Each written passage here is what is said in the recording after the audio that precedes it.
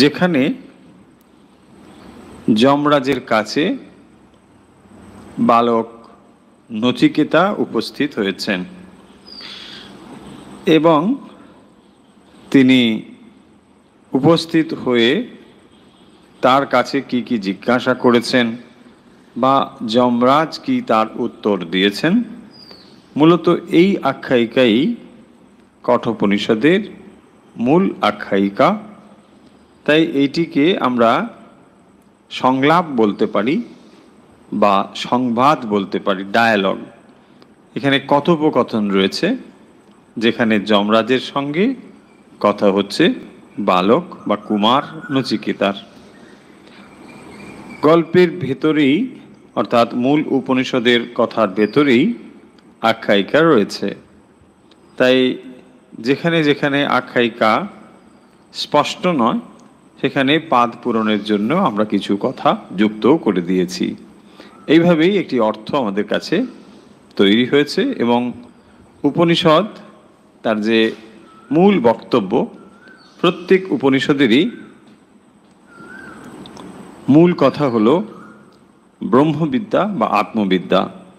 সেই ব্রহ্মবিদ্যা বা আত্মবিদ্যা কঠোপনিষদেরও বিষয়বস্তু, কিন্তু এখানে সেই জটিল ও কঠিন কথাগুলোকে খুব তাত্ত্বিক বিশ্লেষণের ভেতর দিয়ে না গিয়ে সহজ একটি আখ্যায়িকার উপস্থাপনা করা হয়েছে এবং সেই আখ্যায়িকার ভেতরে প্রধানত দুটো চরিত্র, একটি হলো যমরাজ, একটি হলো নচিকেতা। সেই নচিকেতা কিভাবে যমরাজের কাছে উপস্থিত হয়েছেন ও কিভাবে তিনি তার প্রশ্নের বা জিজ্ঞাসার রেখেছেন ও উত্তর পেয়েছেন, সেগুলোই আমরা এই উপনিষদের ভেতরে দেখতে পাব। আমরা পাঠ শুরু করব প্রথম অধ্যায় প্রথম বল্লী। প্রথম বল্লীর যে প্রথম মন্ত্রটি রয়েছে, আপনারা এতদিনে নিশ্চয়ই জেনে গিয়েছেন উপনিষদের মন্ত্র বা শ্লোকগুলোকে আমরা মন্ত্র বলি, একে আমরা শ্লোক বলি না, কারণ এগুলোর ভেতরে অনেক গূঢ় তত্ত্ব রয়েছে। তাই এগুলো মন্ত্র, পদবাচ্য, এগুলো কেবল শ্লোক নয়, বিশেষ অর্থ বহন করে বলেই আমরা এগুলোকে মন্ত্র বলে বলি এবং সেই মন্ত্র এক এক করে আমরা আলোচনা করব ও যার ভেতরেই সেই আখ্যায়িকার যে বক্তব্য, সেটিও এর ভেতরে আমরা দেখতে পাব। প্রথম বল্লীর যে প্রথম মন্ত্র, সেখানে বলা হচ্ছে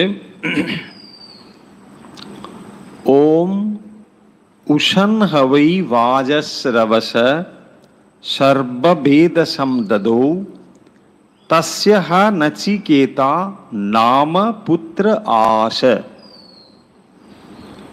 আবার পড়ি, ওম উষন হবৈ উষন হবৈ বাজস্রবস সর্ববেদ সমদদৌ তস্য নচিকেতা নাম পুত্র আশ। দুটো উচ্চারণ হবে, অর্থাৎ এখানে ডাবল সিলেবল দুবার হবে, এরকম। সিঙ্গেল হলে ওয়ান একবার হয়, ডাবল হলে দুবার, এখানে দীর্ঘ উচ্চারণ হবে। উষন হবৈ বাজস্রবস সর্ববেদ সমদদৌ তস্য নচিকেতা নাম পুত্র আশ।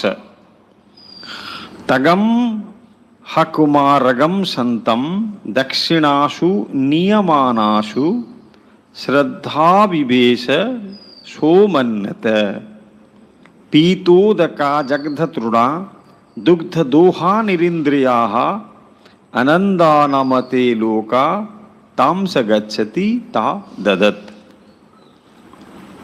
দ্বিতীয় মন্ত্র, তগম হা কুমারগম সন্তম দক্ষিণাসু নিয়মানাসু শ্রদ্ধাবিবেশ সোমন্নত পীতোদকা জগধতৃণা দুগ্ধদোহা নিরিন্দ্রিয়াঃ আনন্দানামতে লোকা তান স গচ্ছতি তা দদত। আমরা এবারে এর বাংলা অর্থে আসব। মন্ত্র শুরু হচ্ছে, তাই শুরুতেই প্রণব ওঙ্কার উচ্চারণ করা হয়েছে। প্রত্যেক মন্ত্রের আদিতে ওঙ্কার উচ্চারণের বিধি বা নিয়ম রয়েছে। তাই এখানে পবিত্র ওঙ্কার মন্ত্রের প্রথমেই উল্লেখ করা হয়েছে ওম। এই ওম হল ব্যক্ত এবং অব্যক্ত ব্রহ্মের প্রতীক ওঙ্কার। তাই ওঙ্কার দিয়ে ব্যক্ত এবং অব্যক্ত ব্রহ্মের যে দুটি রূপ তাকেই বোঝানো হয়।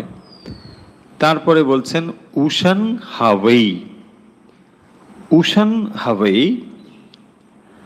वाजस्रवस सर्ववेदसं ददौ तस्यः नचिकेता नाम पुत्र आश। প্রথম মন্ত্রে দেখুন বলা হচ্ছে বাজস্রবস। বাজস্রবস কথার অর্থ হলো বাজ মানে অন্ন, শ্রব মানে হচ্ছে যশ। তাই বাজস্রবস কথার অর্থ হলো যিনি অন্ন দান আদি করে যশ বা খ্যাতি অর্জন করেছেন তাকেই বলা হয়েছে বাজস্রবস। আমরা পাশাপাশি দেখে নেব আচার্য শঙ্কর তিনি ভাষ্যে কিভাবে বর্ণনা করেছেন বা কি লিখেছেন। তিনি লিখছেন तत्र आख्यायिका विद्यास्तु इत्यर्था उषन् कामयमानः हवै इति वृत्रार्थ स्मरणार्थो निपातो। কোনটি? হাওয়াই। হা এই যে এখানে বলা হচ্ছে হাওয়াই বাজস্রবস, এইটি নিপাত মানে বিশেষ কোনো অর্থ এর নেই। এটি যেমন ডিনোট করছে পুরনো কোনো জিনিস যখন বলা হয় তখন এই হ বই এ ধরনের কথা বোঝানো হয়। মানে পুরনো কোনো কাহিনী এখানে বলা হচ্ছে, সেটি হ এবং বই এই দুটো শব্দ দিয়ে এখানে বোঝানো হয়েছে, কিন্তু এর বিশেষ কোনো এখানে অর্থ নেই, নিপাতও সেই জন্য বলা হয়েছে। তারপরে বলছেন বাজস্রবস, বলছেন বাজম অন্নম। বাজম শব্দের অর্থ হচ্ছে অন্নম। যে বাজস্রবস, বাজ মানে হচ্ছে অন্নম। তদ্দানাদি নিমিত্তম শ্রবো যশো যস্য স বাজস্রবাহ। আচার্য শঙ্কর অর্থ করেছেন বাজস্রব শব্দের অর্থ হচ্ছে বাজ মানে অন্ন, আর শ্রব কথার অর্থ হচ্ছে যশ, মানে অন্ন দান করে যার যশ বা খ্যাতি হয়েছে এই রকম যিনি ব্যক্তি তাকে বলা হয়েছে বাজস্রবস। সেই জন্য বলছেন তিনি হচ্ছেন বাজস্রব এবং তার পুত্র হচ্ছে বাজস্রবস। তাহলে দুটো কথা মনে রাখবো, এক উষণ হওয়াই বাজস্রবস সর্ববেদ সম্ততৌ তস্যঃ নচিকেতা নাম পুত্র আশ। এখানে বলছেন যে বাজস্রব, বাজস্রবার সন্তান হচ্ছেন বাজস্রবস। বাজস্রব কথার অর্থ হচ্ছে যিনি অন্নদানে যশ বা খ্যাতি অর্জন করেছেন। যিনি অন্নদানে খ্যাতি অর্জন করেছেন তাকে বলা হয় বাজস্রব, এবং এই বাজস্রবের পুত্রই হচ্ছেন বাজস্রবস। তাহলে যিনি অন্নাদি দান করে খ্যাতি অর্জন করেছেন তাকে বলা হয় বাজস্রবা। বাজস্রবার পুত্র হচ্ছেন বাজস্রবস। এই বাজস্রবসকে আরো অনেকগুলো নামে আমরা পাবো। তাকে গৌতমও বলা হয়েছে, আবার তাকে উদ্দালকও বলা হয়েছে। যাই হোক, এখানে তার নাম হলো বাজস্রবস। তাহলে আমাদের গল্পের যে মূল চরিত্র সেটি হচ্ছে নচিকেতা এবং যমরাজ। তার মধ্যে যে বালক নচিকেতা তার পিতৃ পরিচয় দেওয়া হচ্ছে। কে সেই বালক নচিকেতা? না, তিনি হচ্ছেন বাজশ্রবা ঋষির পুত্র বাজশ্রবস, তার পুত্র হলেন নচিকেতা। তাহলে নচিকেতার দাদুকে বাজশ্রবা, এই বাজশ্রবার পুত্র হলেন বাজশ্রবস, তার পুত্র হচ্ছেন নচিকেতা। হয়েছে? এইবারে বলছেন সেই বাজশ্রবস সর্ববেদসম দদৌ, সর্ববেদসম দদৌ, তিনি কি করছেন না সর্ববেদসম মানে সর্বস্ব, তার যা কিছু ছিল সমস্ত কিছুই সর্ববেদসম দদৌ, দদৌ মানে দান করলেন, দান করেছিলেন। যেহেতু অতীতকালের ঘটনা আমরা অনেক সময় তাকে বর্তমান করে বলি, এখানেও ঠিক সেরকম। যেমন আমরা বলি পুরাকালে এক রাজা ছিলেন, তার নাম দশরথ, তিনি মৃগয়ায় চললেন। এই যে এরকম স্টাইলে আমরা গল্প বলা শুরু করি, ঠিক এখানেও সেরকম স্টাইল ফলো করা হয়েছে। সেখানে দাদু মানে এইভাবেই বলা হচ্ছে যে তিনি কি করেছিলেন না সমস্ত কিছু সর্ববেদসম দদৌ, সব কিছু তিনি দান করলেন। এবং তারপরে কি বলছেন, তাস্য, তাস্য মানে তার, হা নচিকেতা নাম পুত্র আস, তাস্য হা নচিকেতা, এই হ শব্দটি এটি অব্যয়, এখানে বিস্ময় সূচক অব্যয়, তো সেই বিশেষ এখানে বিস্ময়ের কথা বলছেন। তাস্য হা, তার নচিকেতা নাম পুত্র আস, তার নচিকেতা নামে এক পুত্র ছিল। পরিষ্কার। তাহলে 1 নম্বর মন্ত্রে বলা হলো, এখানে মূল একটি শব্দ রয়েছে, এখনো তার অর্থ আমরা বলিনি, সেটি হলো উষান। উষান শব্দের অর্থ হলো কাময়মানা, তার মানে যিনি ফলাকাঙ্ক্ষাতে যজ্ঞ করছেন। উষান শব্দের তাই হলো অর্থ যে যিনি কামনাযুক্ত হয়ে যজ্ঞ করছেন। উষান হবেই বাজশ্রবস, বাজ মানে আন্না এবং শ্রব মানে যশ, যিনি অন্নদান করে খ্যাতি অর্জন করেছেন তিনি হলেন বাজশ্রবা, তার পুত্র হলেন বাজশ্রবস।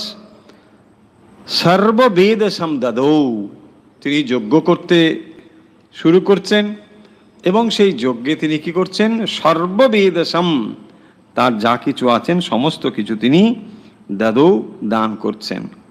এবং তস্য হা নচিকেতা নাম পুত্র আস, তস্য মানে তার, হা বিস্ময় সূচক অব্যয়, নচিকেতা নাম পুত্র আস, তার নচিকেতা নামী এক পুত্র ছিল।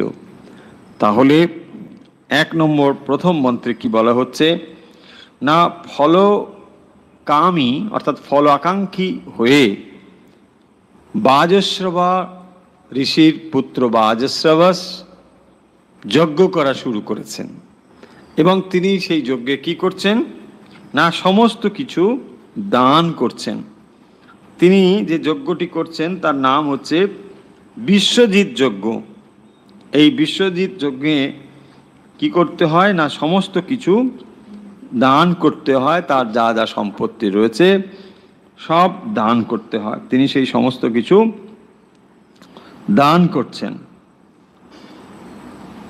দ্বিতীয় মন্ত্রে বলা হচ্ছে দেখুন, তাগম হা কুমারগম সন্তম দক্ষিণাসু নিয়মানাসু শ্রদ্ধা বিবেশ সো অমন্যত সোমন্যত। তগম হা কুমারগম সন্তম,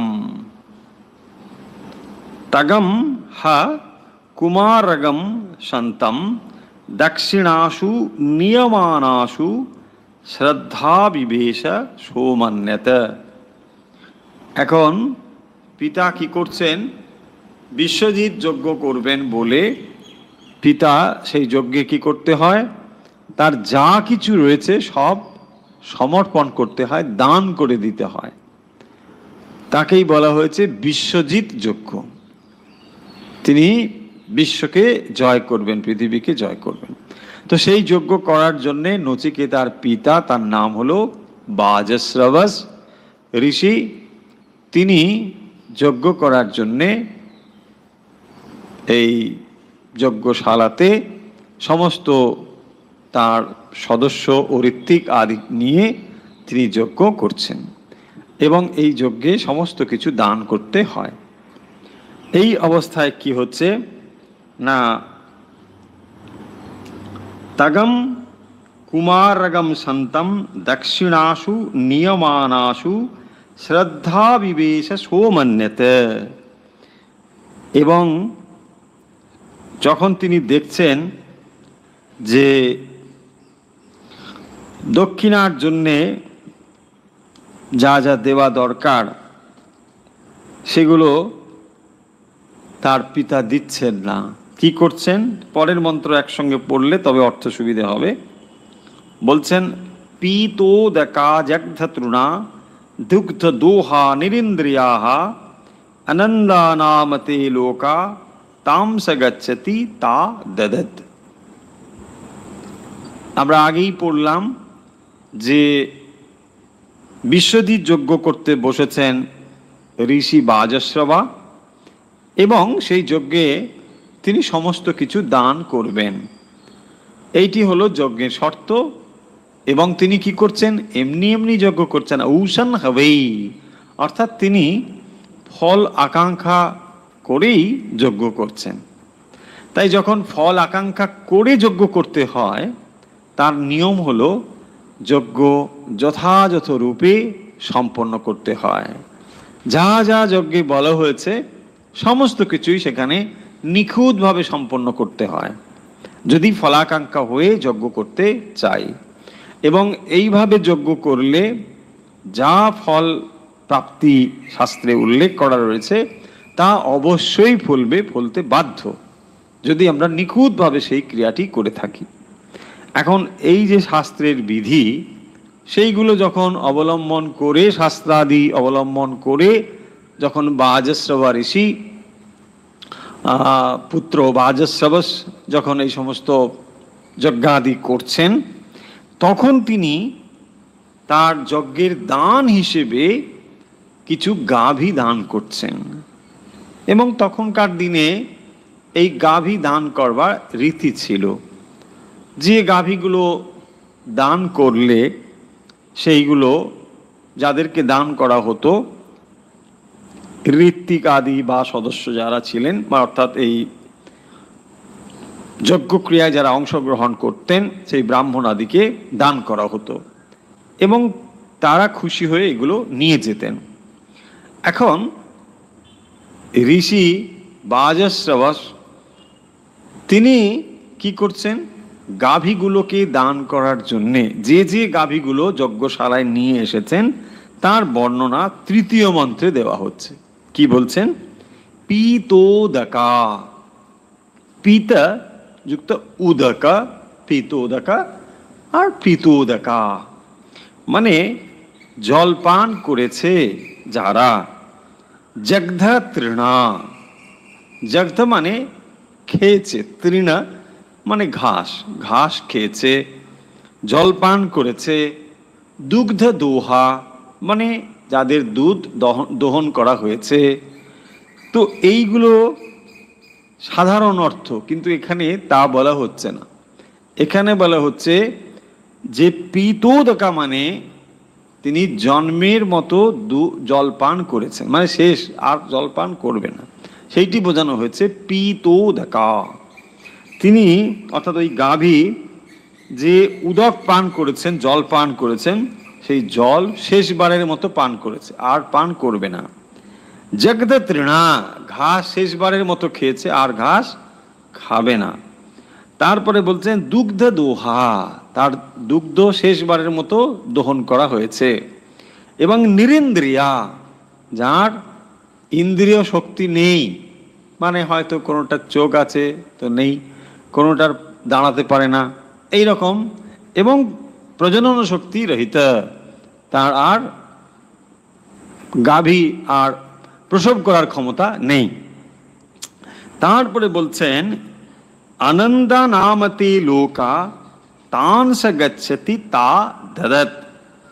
এই কথার অর্থ হলো যে এইভাবে যখন গাভীগুলোকে দান করা হয়, অর্থাৎ যজমানকে যে এই সব জিনিসগুলো দেওয়া হয় যজ্ঞে, যারা শেষ জল পান করেছেন এবং শেষবারের মতো তৃণভক্ষণ করেছেন, সন্তান প্রসবে অসমর্থ, এই সবগুলো দান করলে কি হয় না, যিনি দান করেন তিনি দুঃখময় লোকে গমন করেন।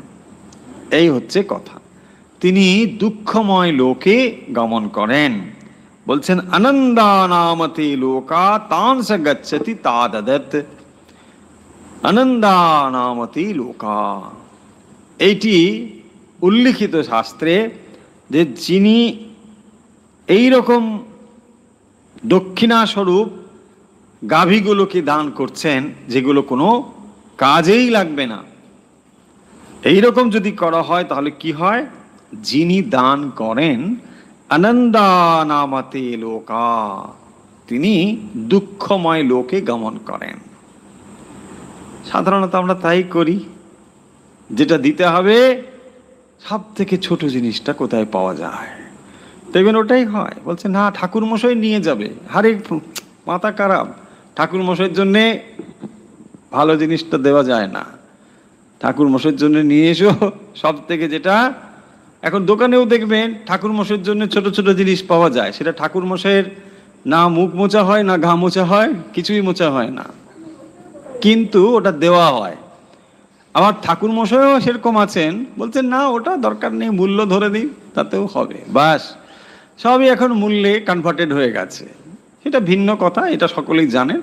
আমরা পড়ছি উপনিষদ, এবং যেই উপনিষদ বহুকাল পূর্বে, এবং তখনও যে মানুষের ভেতরে এই রকম প্রবণতা ছিল এটিও সেখানে প্রমাণ হয় বা বোঝা যায়। আমরা বহু দৃষ্টিকোণ থেকে এই উপনিষদটিকে দেখব। এই উপনিষদ অত্যন্ত গুরুত্বপূর্ণ একটি উপনিষদ এবং খুব সহজ সরলভাবে এর অ্যাপ্রোচ, যেখানে তত্ত্বকে সহজভাবে বর্ণনা করা হয়েছে। আমরা কি দেখলাম, 3 নম্বর মন্ত্র, এবং যখন এই রকম হচ্ছে তখন দেখুন তাগম হা কুমারগম সন্তম দক্ষিণাসু নিয়মানাসু শ্রদ্ধা বিবেশ সোমন্যত। এই তখনই নচিকেতা এই সব দৃশ্য দেখছে। সে নচিকেতা কিরকম, কুমারগম সন্তম, তিনি হচ্ছেন কুমার। কুমার শব্দের অর্থ কি না প্রজনন শক্তি বর্জিতা, তিনি হচ্ছেন কুমার, তাকে বলা হয়েছে কুমার, বালক। সেই বালক নচিকেতা সে এইসব দৃশ্য দেখছে।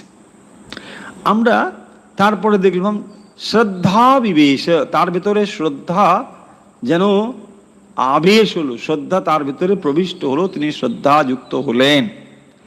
দেখবেন এখানে আমরা এই কুমারের কথা পড়ছি, বালক নচিকেতার কথা পড়ছি, এই রকম অনেক আশ্চর্য বালকের কথা আমরা জানি, যারা কুমার কিন্তু তারা যথেষ্ট প্রাজ্ঞ এবং বুদ্ধিমান। এরকম ধ্রুব প্রহ্লাদের কাহিনী আপনারা জানেন। সেই ধ্রুব এবং প্রহ্লাদের কথা ভক্তদের মধ্যে শ্রেষ্ঠ ভক্তরূপে তার নাম এখনো আমরা স্মরণ করি, এবং এই নচিকেতার নাম আমরা শ্রদ্ধার সঙ্গে স্মরণ করি। তিনি শ্রদ্ধাযুক্ত ছিলেন বলে সেই জন্য তিনি হচ্ছেন শ্রদ্ধা আবিবেশ, তার ভিতরে শ্রদ্ধাযুক্ত হলো। শ্রদ্ধা কাকে বলে? শ্রদ্ধা একটি খুব উচ্চতর শব্দ। শ্রদ্ধা মানে জাস্ট বিলিভ বা বিশ্বাস নয়, বা ট্রাস্ট নয়, এটি হলো শ্রদ্ধা। অর্থাৎ তার ভেতরে এমন একটি অবস্থা যা কেবলমাত্র কোনো একটি জিনিসকে বিশ্বাস করে নয়, তাকে পূর্ণভাবে গ্রহণ করে, এই ভাব নচিকেতার ভেতরে রয়েছে। সেই জন্য বলছেন তার ভেতরে যেন শ্রদ্ধা আবিবেশ, শ্রদ্ধা যেন তার ভেতরে প্রবেশ করলো, তিনি যেন শ্রদ্ধাযুক্ত হলেন। তারপরে দেখবেন সোমান্যত, এই সো মানে সা অমান্যত, এবং তখন তিনি চিন্তা করলেন। এই তখন নচিকেতা চিন্তা, নচিকেতা সামান্য বালক নন, তিনি কেমন বালক সেটি বোঝানোর জন্য তার পরম্পরা বলা হচ্ছে।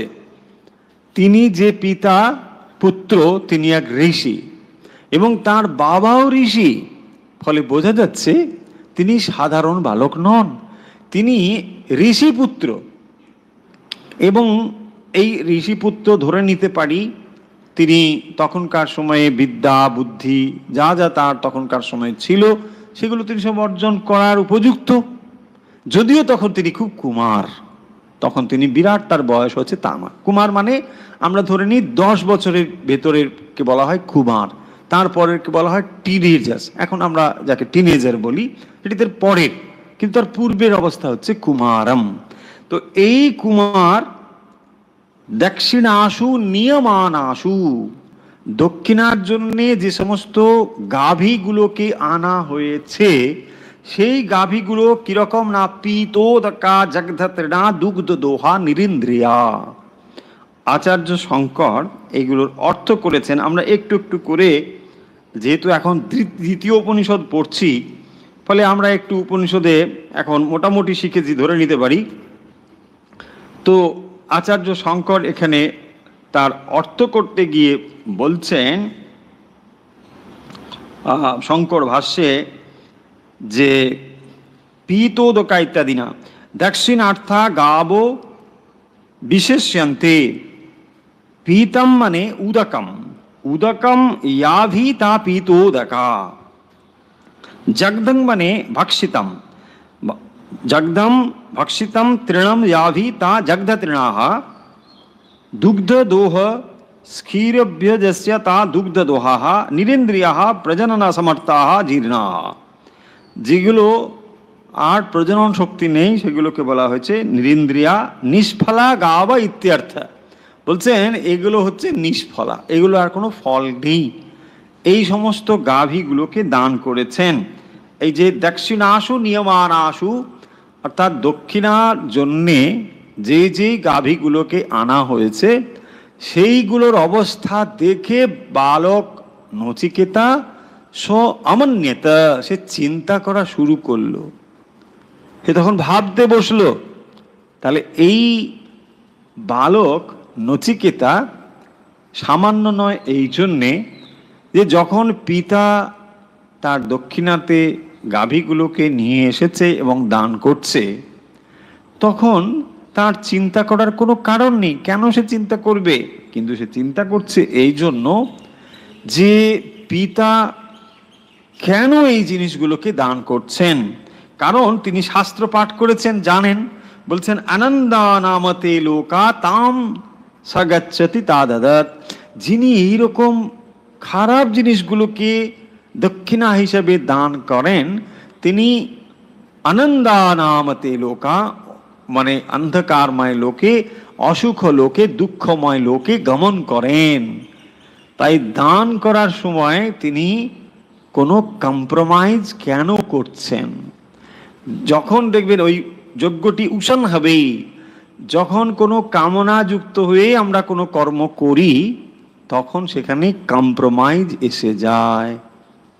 কম্প্রোমাইজ এসে যাবে কারণ ভেতরে কামনা রয়েছে। কামনা যুক্ত হয়ে যে কাজ করবেন সেখানে কম্প্রোমাইজ আসবে। এখানে তিনি তার উচিত সর্ববেদসম দদৌ, তিনি এখানে কি করবেন না, তার যা রয়েছে সব কিছু দান করবেন। এবং সব কিছু যখন তিনি দান করবেন, যা রয়েছে তার সবই দান করবেন। আমরা ধরে নিতে পারি যে এখানে যে যে গাভীগুলোর কথা বলা হয়েছে শুধু যে তার এই গাভীগুলো ছিল তা তো নয়, তার ভালো গাভীও থাকতে পারে। নিশ্চয়ই তার অনেক ভালো গাভী ছিল।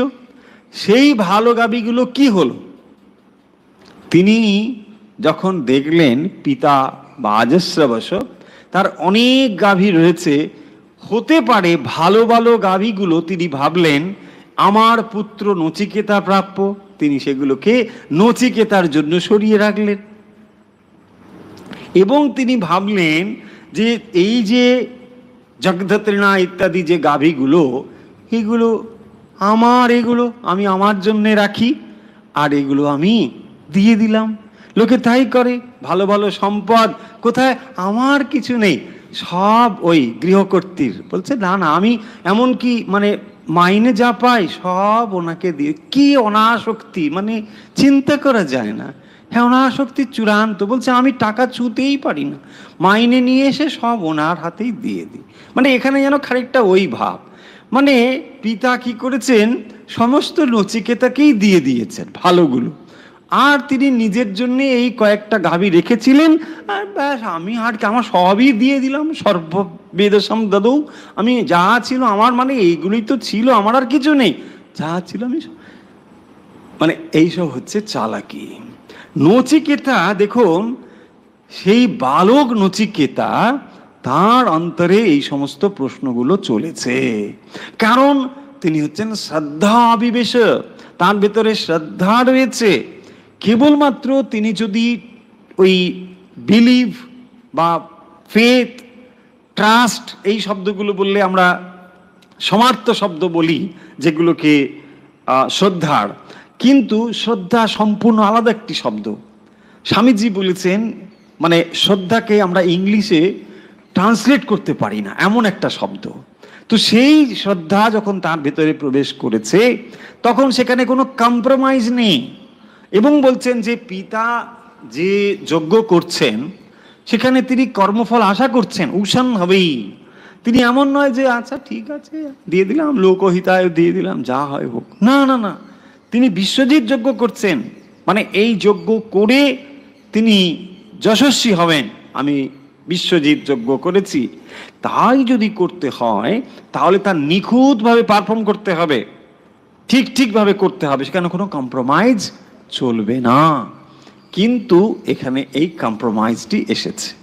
হ্যাঁ, যখন এই কম্প্রোমাইজ এসেছে তখন কি হয়েছে না, নচিকেতা তখন ভাবছেন যে তাহলে কি হবে, শ্রদ্ধা বিবেশা সৌমান্যতা, তখন তিনি ভাবছেন। এবং কিভাবে দেখুন, এই মন্ত্রগুলো শুধু খুব বেশি নয়, এগুলো শুধু আখ্যায়িকা রয়েছে, আমরা এগিয়ে যাব। 4 নম্বরে বলছেন, সাহোবাচ পিতরম তত কস্मै মাং দাস্যসীতি দ্বিতীয়ম তৃতীয়ম তগম হোবাচ মৃত্যবেত্বা দদামিতি। পুত্র বসে বসে পিতার এই সমস্ত কাণ্ড দেখছেন, যে তিনি জগধত্রিণা নীলিন্দ্রিয়া দুগ্ধ দোহা এই সমস্তগুলোকে, গাভীগুলোকে দান করছেন, মানে যেগুলো তার আর কোনো কাজে লাগবে না। আমরা জানি না ওই ঠাকুরমশাই, মানে যারা ব্রাহ্মণ ছিলেন, তারা চুপ করে কেন ছিলেন, তারা তো সঙ্গে সঙ্গেই ফোঁস করতে পারতেন। গল্পে সেটা বলা নেই অবশ্য, সেটা এখানে গল্পে বলা নেই, মানে এটা আউট অফ স্টোরি হয়ে যাবে। এটা এটা এটা আমরা ধরে নিতে পারি তখন ব্রাহ্মণরা এখানে চুপ করেই ছিলেন, মানে এখনকার মতন ছিলেন না, সঙ্গে সঙ্গে ফেলে দিয়ে সব চলেই যেতেন। হ্যাঁ, বলছেন রাখো তোমার এইসব, এগুলো আমরা নিয়ে যাব কোথায়? কারণ যাকে আপনি দান করবেন তার তো এটা কোনো কাজে লাগা চাই, যেগুলো আপনার কাজে লাগবে না তার কাছেও এগুলো অর্থহীন। এইবারে দেখুন, বলছেন সাহোবাচ পিতরম তত কস্मै মাং দাস্যসীতি। তখন নচিকেতা বসে বসে ভাবছেন যে সর্ববেদসম দদৌ, মানে পিতার যা যা সম্পত্তি, সর্ববেদসম মানে তার যা সম্পত্তি রয়েছে, যেগুলো তার অধিকারে রয়েছে, এই সমস্তই তাকে দান করতে হবে, নিজের বলে আর কিছু রাখা যাবে না। এটা হচ্ছে এই যজ্ঞের একটি শর্ত। এখন তখন নচিকেতা বসে বসে ভাবছে যে আমিও তো পিতার পুত্র, ফলে আমি পিতার একটি সম্পত্তি, এ বিষয়ে কোনো সন্দেহ নেই। তাহলে পিতা যে এই সব কিছু দান করে দিচ্ছেন, তার যা যা ছিল স্থাবর সম্পত্তি সবই দিচ্ছেন, এবারে নিশ্চয়ই আমার পালা আসবে, আমাকেও তিনি দান করবেন। সেই জন্যে পুত্র আগে থেকেই চিন্তা করছেন, সো ইন্টেলিজেন্ট, বলছেন সাহোবাচ পিতরম, তত কাস্মৈ মাং দাস্যাসিতি, তাহলে পিতা তুমি আমাকে কার কাছে দেবে? তুমি যে এই সব জিনিসপত্র যা আছে সব গরু টরু সব দিচ্ছ, এবং ওইটা তার পছন্দ হয়নি, দক্ষিণাসু নিয়মানাসু জগধত্রিণা নিরেন্দ্র, এইসব তার পছন্দ হয়নি, এবং তিনি সেটা ভাবছেন যে তো আনন্দা লোকে গমন করে, তো ঠিক আছে বলে বলে ভাবছেন তাহলে আমাকে কার কাছে দেবে। দ্বিতীয়ম তৃতীয়ম তগম হোবাচ মৃত্যা বেত্বা দদামিতি। তিনি একবার বললেন, পিতা চুপ করে আছেন, তারপরে দ্বিতীয়ম বললেন, তাতে এবং তৃতীয়ম থার্ড টাইম, তারপরে বলছেন মৃত্যা বেত্বা দদামিতি, হ্যাঁ তোকে জমকে দেবো চল। মানে একবার তিনবার দুবার যখন তিনি বলেছেন, বারবার সেম থিং রিপিট করছেন, পিতা তুমি আমাকে কাকে দিচ্ছ, আমাকে কাকে দিচ্ছ, তখন বাবা ভাবলো কি আরে বড় ডেপো ছেলে, হ্যাঁ জমকে দেবো তোমাকে, এইরকম হয়েছে ব্যাপারটা। তাহলে 4 নম্বর মন্ত্রের কি বক্তব্য হলো, সাহোবাচ পিতরম তত কাস্মৈ মাং দাস্যাসিতি, তুমি আমাকে কাকে দান করছো। দ্বিতীয়ম তৃতীয়ম তগম হোবাচ মৃত্যবেতা দদামিতি, বলছেন পিতাকে তিনি জিজ্ঞাসা করছেন, নচিকেতা তত কাস্মৈ মাং দাস্যাসিতি, তাহলে তুমি আমাকে কাকে দান করবে? কারণ যেহেতু তুমি বিশ্বজিৎ যজ্ঞ শুরু করেছে তার পিতা, ফলে সবাইকে দান করবে, তাহলে আমাকেও দান করবে, এবং আমাকে তুমি কাকে দান করবে আগে থেকে সে জেনে নিতে চায়। তারপরে যখন দ্বিতীয়বার তৃতীয়বার একই প্রশ্ন করলো, পিতা খানিকটা বিরক্ত হয়ে উত্তর দিচ্ছেন, মৃত্যবে ত্বা দদামি ইতি। মৃত্যবে সাধু সাধু সাধব, ঠিক সেই জন্য মৃত্যবে, মৃত্যু শব্দ মৃত্যবে, তোমাকে মৃত্যুকে দান করলাম, মৃত্যু মানে যমরাজ। আচ্ছা পিতা বলছেন পুত্রকে, তোকে মৃত্যুকেই দিলাম, এটা কেমন একটা না, খুব অ্যাবসার্ড। তখন নচিকেতা চিন্তা করতে বসলো। দেখুন নচিকেতা আবার 5 নম্বরে চিন্তা করছেন, বহু নামেমি প্রথমা বহু নামেমি মধ্যমঃ কিয়ংচিৎ যমস্য কর্তব্য জন্ময়াদ্য করিষ্যতি। বলছেন আরে বাবা আমাকে জমের কাছে দেবে? পিতা কাছে পুত্র অথবা তার শিষ্য মোটামুটি 3টি শ্রেণীতে বিভক্ত হয়। 3 ধরনের শিষ্য হতে পারে বা 3 ধরনের পুত্র হতে পারে। কিরকম না, যে শিষ্য গুরুর বলার অপেক্ষা রাখে না, পূর্বেই তার মনোবাঞ্ছা অনুযায়ী সেবা করে, তাকে বলা হয় উত্তম শিষ্য। তিনি হচ্ছেন উত্তম শিষ্য। যেমন পুত্রও তেমন, পুত্র পিতার যেমন ইচ্ছা অনুসারে তিনি তার সেবা করেন, বলার অপেক্ষা রাখে না। আদর্শ রয়েছেন রামচন্দ্র, ভগবান রামচন্দ্র। দেখতে পেলেন রাজা দশরথ বলতে পারছেন না, তিনি রাজ্য অভিষেক অনুষ্ঠান হচ্ছে, রামচন্দ্রের অভিষেক হবে, এবং সেই দিনে আমরা জানি যে তাকে কঠিন সিদ্ধান্তটি নিতে হচ্ছে, কিন্তু রাজা দশরথ এই কথাটি নিজ মুখে বলতে পারছেন না, কারণ প্রাণ প্রিয় রামচন্দ্র। এবং তখন পুত্র কি বলছেন, পুত্র বুঝে গিয়েছেন, সঙ্গে সঙ্গে তিনি পোশাক বদলে টদলে বলছে আমি বনবাসে যাবার জন্য প্রস্তুত। উত্তম পুত্র, তিনি বুঝে যাচ্ছেন পিতার বলার প্রয়োজন নেই, কারণ যে পিতা এতটাই দুর্বল যে তিনি ওইটাই তার কোমল জায়গা, এবং সে ভাবছে যে এটা পুত্র হয়ে মানে পিতা হয়ে পুত্রের কাছে বলা অসম্ভব, তিনি বলতে পারবেন না, তার থেকে দরকার নেই, আমি নিজেই চলে আই বলে তিনি নিজেই উত্তম একেবারে এবং হাসি মুখে যাচ্ছেন। এটিও তার চরিত্রের একটি বিশেষ দিক যে তিনি মর্যাদা পুরুষোত্তম রামচন্দ্র কিভাবে, যে তিনি এই দুটোর ভিতরে কোনো তফাৎ দেখছেন না। একদিকে যখন তার রাজ্য অভিষেকের জন্য আয়োজন হচ্ছে, তিনি হাসি মুখে বনবাসে যাচ্ছেন, উত্তম শিষ্য। তারপরে বলছেন মধ্যম হবে কিরকম না, যখন গুরু বলেছেন এইটা করো, সেই এটা করেন, যেমন বলেছেন এইটা করো তিনি করেন, এটা হচ্ছে মধ্যম শ্রেণী। আদাম হচ্ছেন গুরু বললেও তিনি করবেন না, ব্যাস। এই আমার মনে হয় আরো একটা শ্রেণী থাকা উচিত, সেটা এখানে নেই। আর একটা শ্রেণী হচ্ছে গুরু যা বলে তার উল্টো করে, গুরু যা বলবেন তার উল্টো করবে, সেরকম শিষ্য আছে। তো এখানে মোটামুটি আমরা তিনটে শ্রেণী ধরলাম। নচিকেতা বসে বসে এইগুলো ভাবছে, কারণ নচিকেতা কম বয়স হলেও বাবার টোলে তো পড়েছে, মানে সেও তো এই ঋষিপুত্রই, ওই ঘরানাতেই বড় হয়েছে, ফলে তার পক্ষে এগুলো জানা অসম্ভব নয়, সেগুলো জানে। সেই জন্য বসে বসে ভাবছে, বহু নামেবি প্রথমা, আমি অনেক কিছুর ভেতরে প্রথম হই। পিতা পুত্রে আমি অনেক কিছু ভেতরে প্রথম, কারণ ওখানে অনেকেই হয়তো ঋষিপুত্র পড়তে আসে, তার ভেতরে তিনি প্রথম, ঠিক। বহু নামেবি মধ্যমা, আমি অনেক কিছুর ভেতরে দ্বিতীয় হই, ঠিক। কিমচিদ যমস্য কর্তব্যম জন্ময়াদ্য করিষ্যতি, কিন্তু আমি কখনো থার্ড ক্লাস নই। সেটা সে ভাবছে যে আমি অনেক কিছুর ভেতরে প্রথম হয়ে যাই, আবার অনেক কিছুর ভেতরে আমি দ্বিতীয় হই, মধ্যমা, কিন্তু আমি একেবারে অপদার্থ তো কখনো নই। তাহলে ভাবছেন যে আমি যদি অপদার্থ না হই, কিমচিদ যমস্য কর্তব্য, বলছে আমার তাহলে যমকে, আমাকে নিয়ে যম করবেটা কি? সেই জন্য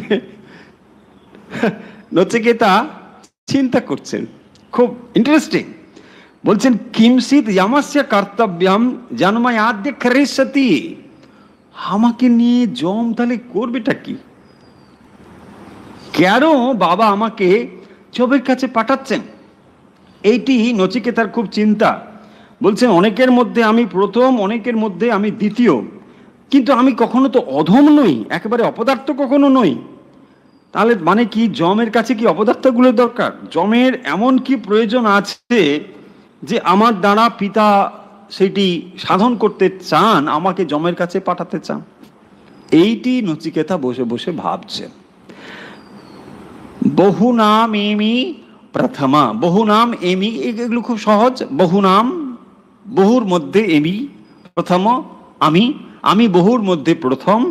বহু নাম এমি মধ্যমা, আমি বহুর মধ্যে মধ্যম, কিন্তু আমি কখনো অধম নই। কিমচিৎ যমস্য কর্তব্যম, যমের কি প্রয়োজন জন্ময়াদ্য করিষ্যতি, আমাকে দিয়ে তিনি করাতে চান, এমন কি প্রয়োজন রয়েছে যে যার জন্য বাবা আমাকে যমের কাছে পাঠাবেন? বাবা আমাকে স্নেহ করেন, কিন্তু নচিকেতা এটি বুঝতে পেরেছেন যে বাবা বিরক্ত হয়ে তাকে যমের কথা বলেছেন, সেটি তিনি জানেন।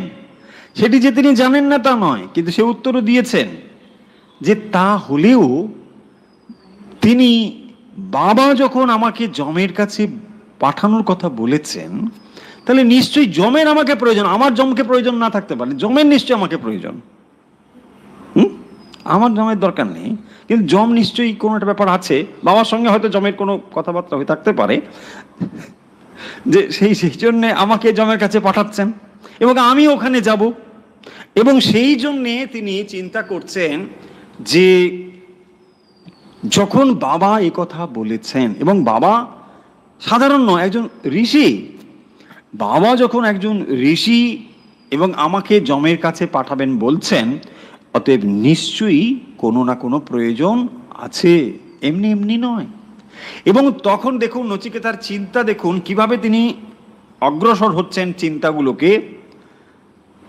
তিনি তখন বাবাকে মনে করিয়ে দিচ্ছেন। বাবাকে কি মনে করিয়ে দিচ্ছেন না, অনুপস্য যথা পূর্বে প্রতিপস্য তথা পরে।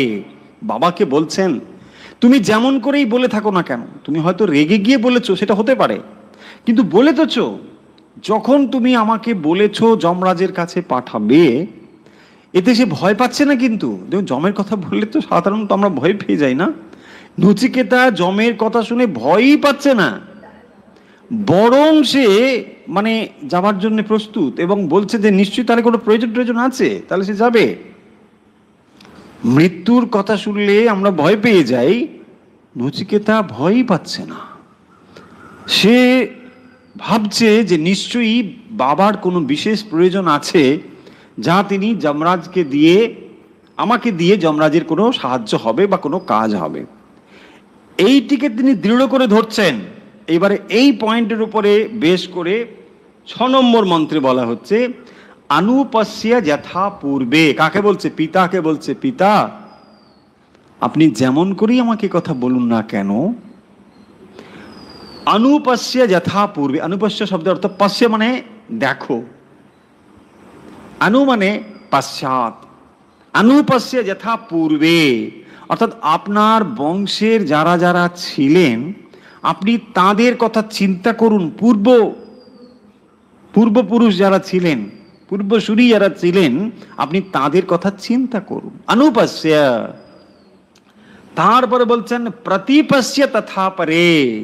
প্রতিপস্য, দেখুন পশ্য শব্দ একসঙ্গে অনু একবার প্রতিযুক্ত হলো, অনু মানে পূর্বে, অনুপস্য প্রতিপস্য, প্রতিপস্য তথা পরে, অর্থাৎ যারা তার পরবর্তী সময়কার তাদের কথাও আপনি চিন্তা করুন। কি চিন্তা করুন? যে আপনি যে সত্যে প্রতিষ্ঠিত এবং যে বংশে আপনি জন্মগ্রহণ করেছেন, এই বংশ তো সাধারণ বংশ নয়, ঋষি বংশ, এবং তার ঋষিপুত্র এবং তার পিতাও ঋষি।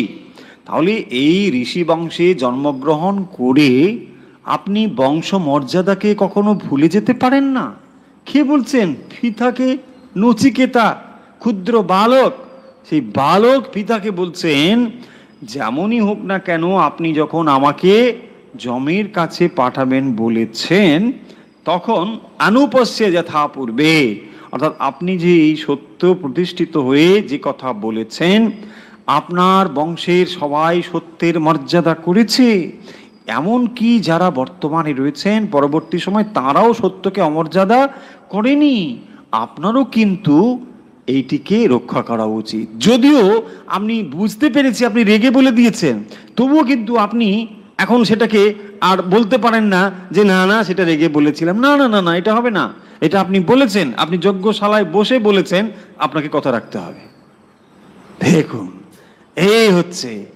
এবং তারপরের যে লাইনটি আরো বেশি সাংঘাতিক, সেখানে বলছেন শস্যমিব মার্ত্য পচ্যতে শস্যমিব জায়তে পুনঃ। শস্যমিব মার্ত্য পচ্যতে মানে শস্যের মতো গাছ জন্মায়, শস্য জন্মগ্রহণ করে, আবার সেটি কি হয়? শেষ হয়ে যায়, নষ্ট হয়ে যায়। সেই জন্য বলছেন শস্যমিব জায়তে পুনঃ, আবার সেটি জন্মগ্রহণ করে। তাহলে শস্য যেমন শেষ হয়ে যায়, আবার সেটি জন্মগ্রহণ করে, কিন্তু সেটা তো শস্যই থাকে, শস্যর আর কি কোনো পরিবর্তন হয়? কিন্তু আপনি একজন ঋষি, তাই আপনার এই শস্য এই সত্য রক্ষা করা উচিত। বলছেন পিতা, পূর্ববর্তী পিতৃ পিতামহগণের এবং বর্তমান সাধুগণের সত্যনিষ্ঠার বিষয় আপনি ভেবে দেখুন, আলোচনা করুন। মানুষ শস্যের ন্যায় জীর্ণ হয়ে মরে এবং শস্যেরই ন্যায় পুনরায় জন্মগ্রহণ করে। শস্যমিব, হ্যাঁ, শস্যের মতো মানুষ কি করে? শস্য যেমন জন্মগ্রহণ করে আবার মরে যায় হয়। সুতরাং তোমার সত্য রক্ষা করা কিন্তু উচিত। এতে তো তার শস্যের কোনো বিশেষত্ব নেই, সে জন্মগ্রহণ করে আবার মরে যায়। তাহলে তার বিশেষত্ব কি? মানুষ যদি এরকম জন্মগ্রহণ করে মরে যায়, তাহলে তার মূল ব্যাপারটা কি? মূল ব্যাপার হলো তার নীতি নৈতিকতা, তার আদর্শ, এইটি তো আসল জিনিস।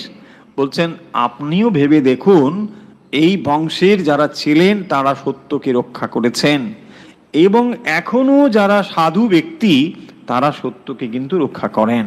অতএব হে পিতা, আপনার সত্য রক্ষা করা উচিত। কে বলছেন? নচিকেতা। নচিকেতা বলছেন তার পিতা বা আজস্রবসকে, যে পিতা আপনি বলে ফেলেছেন মুখ ফসকেই হোক আর যেমন করেই হোক, রেগে গিয়েই হোক, যে আপনি আমাকে যমের কাছে দেবেন, যখন বলেছেন আপনি, এইটি আপনাকে পালন করতে হবে। কারণ তার ভেতরে শ্রদ্ধা আবিবেশ, তার ভেতরে শ্রদ্ধা যুক্ত হয়েছে। এই শ্রদ্ধাই হচ্ছে আসল সম্পদ। শ্রদ্ধা যুক্ত যদি না হয় তখন মানুষের দেখবেন ব্যবহারটাই সম্পূর্ণ আলাদা হয়ে যায়। শ্রদ্ধা না থাকলে সম্পূর্ণ আলাদা হয়ে যায়।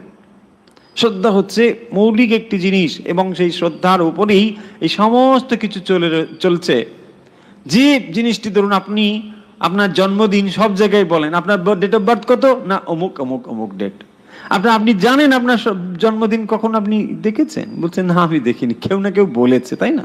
এবং সেখান থেকেই আপনি এটাকেই ধরে নিয়েছেন 100% সত্যি, এবং সেটাই দেখুন আপনি সর্বত্র বলে বেড়ান।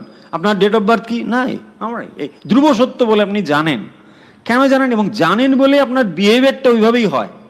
আচ্ছা আপনার পিতামাতাকে, না এই। আচ্ছা আপনি কি করে জানেন আপনার পিতামাতা? কোনো উপায় আছে জানবার? কোনো উপায় নেই। কেউ আপনাকে বলেছেন আচ্ছা ইনি আপনার পিতা, আপনি শ্রদ্ধার সঙ্গে সেটি গ্রহণ করেছেন বলেই আপনি এরকম। যদি আপনার কখনো মনে হয় যে না এরা আমার পিতা মাতা নয়, দেখবেন আপনার সমস্ত ব্যবহারটাই পরিবর্তিত হয়ে যাবে, সমস্তটাই। এবং সেই জন্যই বলা হয়েছে মানে এই বিশ্বাস বা শ্রদ্ধা আমাদের জীবনে একটি বিশেষ রোল প্লে করে। বিশেষ আপনার যে ব্যক্তিত্ব সেও এই বিশ্বাসের উপর বা শ্রদ্ধার উপর দাঁড়িয়ে রয়েছে।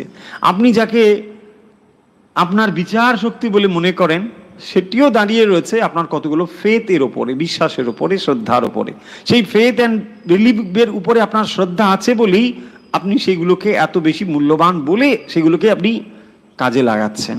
আপনি জেনেছেন আপনার অভিজ্ঞতা দিয়ে হোক বা যে ভাব থেকে হোক যে এইটি এই মূল্যবান, আপনি সেভাবেই অগ্রসর হচ্ছেন।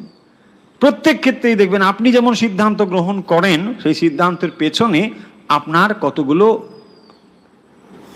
স্থির জিনিস রয়েছে, যেগুলো হচ্ছে কিরকম না আপনার আদর্শের ওপরে আপনার বিশ্বাস, সেগুলোর উপর নির্ভরতা, শ্রদ্ধা ইত্যাদি এগুলো সব রয়েছে। সেইটার উপরেই আপনি চলছেন। প্রত্যেক মানুষ এটার উপরে চলে। এইখানেই বলছেন নচিকেতা পিতাকে যে আপনি যদি এগুলোকে মূল্যবান বলে না মনে করেন, কারণ যা আপনি করেছেন আপনি কম্প্রোমাইজ করে ফেলেছেন। আপনি দিতে হবে বলে জিনিসগুলো খারাপ খারাপ দিয়ে ফেলেছেন, আর যেগুলো থাকবে সেগুলো আপনি ভালো জিনিস রেখে ফেলেছেন। তা তো হবে না। আপনি যজ্ঞ করতে শুরু করেছেন বিশ্বজিৎ যজ্ঞ, এবং যেখানে সার্ববেদেশম দিয়ে দেবো আপনাকে সমস্ত কিছু দিতে হবে। তাহলে আমিও আপনার একজন সম্পদ পুত্র, আমাকেও দান করতে হবে। কাকে দান করবেন? এবং তখন তিনি বলছেন বারবার বলার ফলে যমরাজকে তোমাকে দেওয়া হবে। তখন বলছেন যে আপনি যেভাবেই বলুন না কেন এখন সেটি আর ফিরিয়ে দিতে পারবেন না। না আমি তখন বলে ফেলেছিলাম, না না না না এইসব কথা হবে না। দেখুন আমরা অনেক সময় এরকম বলি, তখন মানে একটা অন্যরকম মুড ছিল তো বলে ফেলেছি। রাজা দশরথ দেখুন যদি বলতো যে না না, রানীকে যদি বলতো যে দেখো রানী তখন তো আমি এরকম একটা বলে ফেলেছিলাম, মানে তখন তো তুমি হরি বলছেন, তাকে বোঝাচ্ছে না হবে না, বচন কখনো যাবে না। বলছেন সমস্ত কিছু চলে যেতে পারে কিন্তু বচন কখনো যাবে না। তো এই বচন যাবে না তার মানেই সত্যে প্রতিষ্ঠিত থাকতে হবে। সেইটি মনে করিয়ে দিচ্ছেন যে যথা পূর্বে তোমার পূর্ববর্তী বংশধর যারা ছিলেন তারাও এই শ্রদ্ধা করেছেন সত্যের উপরে, তাই আপনারও সেই সত্যের উপরে শ্রদ্ধা করা উচিত। আপনি কখনোই তাকে অশ্রদ্ধা করতে পারেন না। এবং তারপরে যে কথাটি বলেছেন এইটি খুব গুরুত্বপূর্ণ, শস্যমিব মর্তপচ্যতে শস্যমিব জায়তে পুনঃ। মানুষ শস্যের মতো জন্মগ্রহণ করে ও মরে। জায়স্য মৃয়স্য বলা হয়েছে পরিষ্কার। বলছেন জায়স্য জন্মগ্রহণ করলো, মৃয়স্য মরে গেল। শস্য জন্মগ্রহণ করে মরে যায়, কত তারকে হিসেব রাখে। কত দেখুন ধান খেতে ধান জন্মাচ্ছে, সর্ষে জন্মাচ্ছে, সেগুলো আবার তার শস্যের থেকে দানা হচ্ছে, আবার শস্যের গাছ হচ্ছে, কত মরছে, কেউ তার কোনো বিশেষত্ব নেই। বলছেন মানুষের ভেতরে যদি এইরকম নৈতিকতার বিশেষত্ব না থাকে, শস্যমিব শস্য, আপনি এটা নাম্বার, তাই না?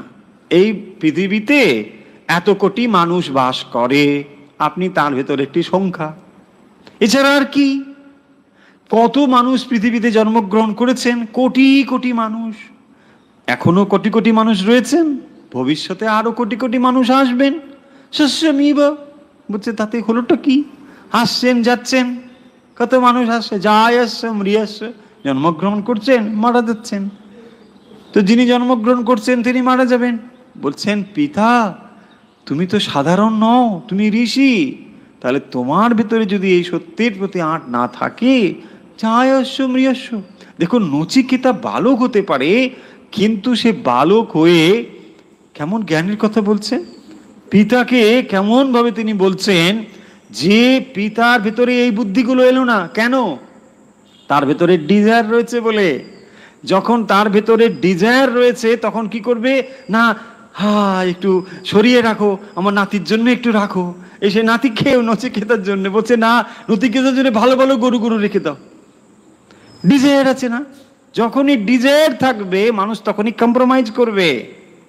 বলছে না না ওগুলো দেখে নেবে, ইনকাম ট্যাক্স আরে লোকজন আসছে, না না না সরাও সরাও সরাও, ইনকাম ট্যাক্সের লোক আসবে, ওগুলো একটু অন্যদিকে এদিকে এদিকে রাখো, হ্যাঁ কলসিগুলো দিকে সরাও, কুজোগুলো সরাও, দেখে নেবে লোকজন।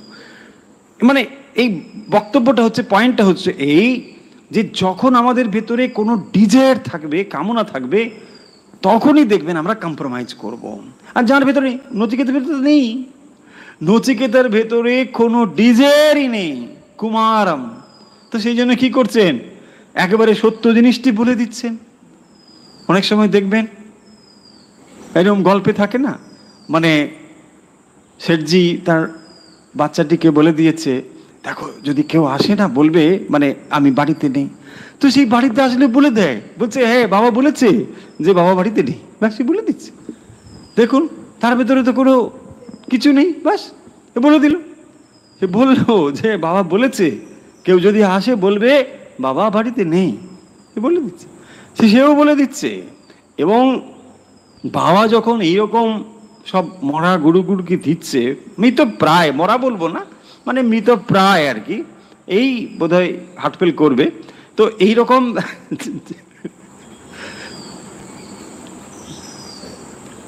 এইরকম যখন অবস্থা হয়েছে, গরুর হার্টফেল করতে পারে না, কি অবস্থা, এত হাসলে হবে না। তো যখন এরকম অবস্থা হয়েছে তখন দেখুন, তখনও তার বিচার শক্তি কিন্তু ঠিকঠাক আছে। নচিকেতার তখনও বিচার বুদ্ধি অবলুপ্ত হয়ে যায়নি, তখনও সে চিন্তা করতে পারছে। কেন চিন্তা করতে পারলো? যে এই জন্যে তার ভেতরে কোনো ডিজায়ার নেই। যার ভেতরে কোনো ডিজায়ার নেই কেবল তখনই সে যথার্থ রূপে চিন্তা করতে পারছে। যখন আমরা যথার্থ রূপে বিচার করতে বসি এবং সেখানে যখন আমাদের কোনো একটি ভাবের দিকে নিজেদের বায়াসনেস থাকে, তখন দেখবেন আপনারা আমরা বিচার করতে পারি না, তখন আমরা ঠিকঠাক বিচার করতে পারি না। আমরা বলি মুখে বটে আমি একেবারে নিরপেক্ষ, কিন্তু সেই নিরপেক্ষতা থাকে না, তার প্রমাণ ভুরি ভুরি রয়েছে, আর বর্ণনা করার বিশেষ প্রয়োজন নেই। কিন্তু নচিকেতা এখানে সম্পূর্ণভাবে নিরপেক্ষ। নিরপেক্ষ তিনি কোন দলের? তিনি একটি দলের, সেই দলটি হলো শাস্ত্র। তিনি শাস্ত্র মেনে চলেন এবং সেই জন্য তিনি এখানে পরিষ্কার উল্লেখ করেছেন, আনন্দা নামতে লোকা তানসি গচ্ছতি তাদদত। বলছেন আমি জানি আনন্দ নামতে লোকা, এইভাবে যদি এগুলোকে সমর্পণ করা হয়, দক্ষিণা হিসাবে দান করা হয়, তাহলে কি হবে না, আনন্দ নামতে লোকা, দুঃখময় জায়গায় তিনি গমন করেন। আপনি হয়তো ভাবতে পারেন যে না, ভগবান কি দিচ্ছি তা দেখেন, ভগবান তো মন দেখেন, আমি কি দিচ্ছি, তাই না, কি দিচ্ছি ভগবান কি তা দেখবেন? হ্যাঁ আমি তো ভগবানকে তো দিয়েই দিচ্ছি, কাঁচা সন্দেশ হোক আর যেমনই হোক না কেন, ভগবান তো আমার অন্তর দেখেন, আমি কি জানেন, ভগবান কি জানেন না যে আমি অন্তর থেকে দিচ্ছি? এই পয়েন্ট আপনি করতে পারেন, তাই না? কিন্তু ভগবান জানুন না জানুন, আপনি তো জানেন যে আপনি চালাকি করছেন। এইখানেই তো শেষ, এটাই তো পয়েন্ট। যে নচিকেতার পিতা তিনি তো জানেন যে এই গরুগুলো কোনো কাজে লাগবে না, তাকে যদি কেউ দান করতো তিনি কি গ্রহণ করতেন? করতেন না। তাহলে যখনই আমরা এখান থেকে এটা জানতে পারবো বা বুঝতেও পারবো, যখনই আমরা কোনো কিছু দান করব তা যেন শ্রেষ্ঠ জিনিস হয়। কখনোই দান করবেন না, না থাকলে দান করবেনই না। আপনাকে কেউ মাথার দিব্যি নেয়নি দান করতেই হবে, দরকার নেই, আপনি দান করবেনই না। যদি করেন আপনি শ্রেষ্ঠ জিনিস দেবেন, সব থেকে ভালো জিনিস। কিন্তু দুর্ভাগ্যক্রমে আমাদের প্র্যাকটিস হয়ে দাঁড়িয়েছে উল্টো, সব থেকে যেটি মানে খারাপ জিনিস, দেখবেন এটাই হয়েছে। এবং করোনার সময় তো এটা আরও আপনারা সবাই ভালো জেনেই গিয়েছেন, বুঝেই গিয়েছেন। হ্যাঁ, ঠাকুরমশাই শ্রাদ্ধ করার সময় কি করেন না, তিনি সব জিনিসপত্র নিয়ে আসেন। আমি সেদিন শুনলাম একজন আমাকে বলছেন যে মহারাজ আমরা তো মানে তার কিছু শ্রাদ্ধাদি কর্ম ছিল, তো তিনি করোনার সময় খুব স্বাভাবিক তিনি করতে পারছেন না, ভালোভাবে করার ইচ্ছে থাকলেও করতে পারছেন না, এগুলো সকলেই জানেন যে কি পরিস্থিতি হয়, যারা হয় তারা ভুক্তভোগী। তিনি কি করেছেন, যিনি পৌরোহিত্য কর্ম করেন তাকে বলেছেন যে আপনি এসে একটু কোনো রকম করে দেবেন। হ্যাঁ, তিনি রাজিও হয়েছেন, তিনি পারিবারিক এই কাজ বংশ পরম্পরায় করে এসেছেন। কিন্তু জিনিসগুলো কেনা সম্ভব নয় বলে তিনি আগে থেকে নাকি সেগুলো কিনে রেখেছেন এবং এইগুলোই তিনি প্রত্যেক জায়গায় নিয়ে যান।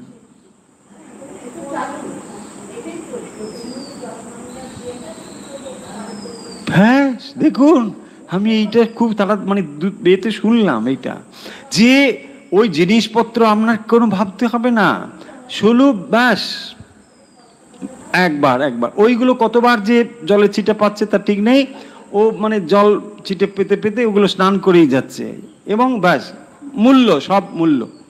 এখানেও সেই জিনিসটি হচ্ছে যে অনুকল্প তাকে বলা হয়। সেই অনুকল্প হচ্ছে মানে আমি সম্পূর্ণ জিনিসটি দিতে পারছি না, তার একটি সিম্বলিক অনুকল্প তাকে বলা হয়। আমরা ইচ্ছে আছে আমি সোনার একটি জিনিস দেবো, তাই আমি সোনা দিতে পারছি না, সোনা অনুকল্প আমি কিছু একটু দিলাম, কিন্তু এই অনুকল্পে তার সঙ্গে একটা যোগাযোগ থাকতে হবে। মানে আমি দিতে চাই সোনার একটি হাতি, দিলাম 1 টাকা, হচ্ছে এটা অনুকল্প হিসেবে যায় না, তাই না? কোথায় সোনার একটা হাতি আর তার সঙ্গে কোনো যোগাযোগ নেই, তার মানে যার সঙ্গে খানিকটা কাছাকাছি হতে হবে এটাকেই বলা হয়েছে অনুকল্প, তাকেই বলা হয়। এখানে ঋষি জানতেন না তা নয়, তিনি জানেন, কিন্তু তিনি জেনেও এই জিনিসগুলোকে দিচ্ছেন যে যেগুলো আর তার কাজে লাগবে না। তখনই এখানে নচিকেতা তার প্রতিবাদ করছেন এবং বাবাকে বোঝাচ্ছেন যে বাবা তুমি কেন এইগুলোকে কম্প্রোমাইজ করছো, কম্প্রোমাইজ করে তুমি পাবে কি? দেখুন কি পয়েন্টগুলো আমরা সাধারণত কম্প্রোমাইজ করি, এবং সেই জায়গাটিতে নচিকেতা আমাদেরকে বলছেন যে আপনারা যে কম্প্রোমাইজ করেন কেন, পিতাকে বলছেন, পিতাকে উদ্দেশ্য করে সবাইকেই তিনি বলছেন যে আপনি এই যে কম্প্রোমাইজ করছেন, আরে শস্য মিব কালকেই তো ফট শেষ, তো তখন কি হবে? কার জন্য গরু রেখে গেলেন? গরু সব শেষ। দেখুন আমরা তাই করি না, আমরা রেখে গেলাম নাতি ভোগ করবে, আরে নাতি রাখো নাতি, তাই না? নাতি ভোগ করবে কি? তুমি কম্প্রোমাইজ করে যে তুমি চলে গেলে এটা তো তোমার সঙ্গে যুক্ত হলো, নাতির সঙ্গে নয়। এটা তো আমরা বুঝতে পারি না। আমরা ভাবলাম যে আমরা বোধহয় কম্প্রোমাইজ করে খানিকটা সরিয়ে একটা বেশ লাভবান হলাম, রেখে গেলাম, আমার নাতি আমাকে বলবে বাহ দাদু আমার কি করেছেন, আহা। আমরা মনে মনে ভাবি, কিন্তু বুঝলাম না যে এই জিনিসটি আমার সঙ্গে যুক্ত হলো, নাতির সঙ্গে নয়। আমার যে ব্যালেন্স শিট লেখা হবে সেখানে কিন্তু এইটি মাইনাস হয়ে লেখা হলো, লাইবিলিটি লেখা হয়ে গেল। দেখুন এটা আমার সঙ্গে যাবে, কিন্তু আমি ভাবছি আমি নাতির জন্য করে, একেই বলা হয় মায়া। এটাই হচ্ছে মায়া, দিস ইজ ইগনোরেন্স। এটা বুঝতে পারি না, আমরা ভাবলাম আমি এর জন্য করে গেলাম, তার জন্য করে গেলাম। আরে তুমি নিজের জন্য কি করে গেলে? নিজের জন্য সর্বনাশটি তো করলে। কারণ দেখুন এটি তো রয়েছে, আমরা যখন ওই ওই রত্নাকরের গল্প পড়ি, তো সেখানে যখন বলছেন যে তুমি এসব দস্যুবৃত্তি কেন করো, বলছে না আমি তো আমার জন্য করি না, আমার স্ত্রী পুত্র এদের জন্য আমি করি। বলছে বেশ ভালো কথা, তুমি যাও, ওরা তোমার কেউ পাপের ভাগী হবে? বলছে না কেউ পাপের ভাগী হবে না। আমরা জানি সেই পুরনো গল্প, কেউ পাপের ভাগী হবে না। তার মানে তুমি নিজে যে কর্মটি করছো সেটি তুমি কম্প্রোমাইজই করো আর যাই করো, যা তুমি করছো এটা কিন্তু তোমার সঙ্গেই যাবে, তোমার সঙ্গে এটা যুক্ত হচ্ছে, অন্য কারোর সঙ্গে হবে না। এবং এখানে কোনো সম্ভাবনা নেই, অনেকে আমরা ভাবি যে এখানে একটু যোগ বিয়োগ অঙ্ক হয়, মানে ধরুন দুটো ভালো কাজ করলাম, একটা খারাপ কাজ করলাম, প্লাস মাইনাস হয়ে মোটামুটি একটা অ্যাভারেজ দাঁড়িয়ে যাবে। এইটা কিন্তু হয় না। এটি খুব স্পষ্টভাবে কর্ম থিওরিতে বলা হয়েছে, ভালো কাজ যদি আপনি করেন তার রেজাল্ট কিন্তু আপনার কাছে আসবে, আবার যদি খারাপ কিছু হয় তার রেজাল্ট আপনার কাছে আসবে। মানে এরকম নয় যে ওটা প্লাস মাইনাস হয়ে গিয়ে একটা অ্যাভারেজ দাঁড়িয়ে যাবে, এইটা কিন্তু হবে না। আমরা অনেক সময় এটা কিন্তু মনে করি যে ধরুন একটা দুটো খারাপ কাজ করে ফেলেছি, ঠিক আছে, আমি অনেকগুলো ভালো কাজ করে ফেলেছি, বলছে তাহলে প্লাস মাইনাস, বলছে না, ওখানে প্লাস মাইনাস করার জন্য কেউ ওখানে খাতা নিয়ে অঙ্ক করছে না। আপনার ভালো যেটা আছে আপনার কাছে আসবে, খারাপটাও আপনার কাছে আসবে, সবটাই আপনার কাছে আসবে। তাহলে আজকে আমাদের থামতে হবে, সময় একটা হয়ে গিয়েছে। আজকে আমরা পড়লাম কঠোপনিষদের প্রথম বল্লীর যে আখ্যায়িকা অংশ, এখানে মূলত আখ্যায়িকা অংশ রয়েছে, তাই এখানে খুব বেশি বিস্তৃত আলোচনা নেই। আখ্যায়িকা অংশে আমরা পড়লাম 1 থেকে 6 নম্বর মন্ত্র পর্যন্ত পড়েছি।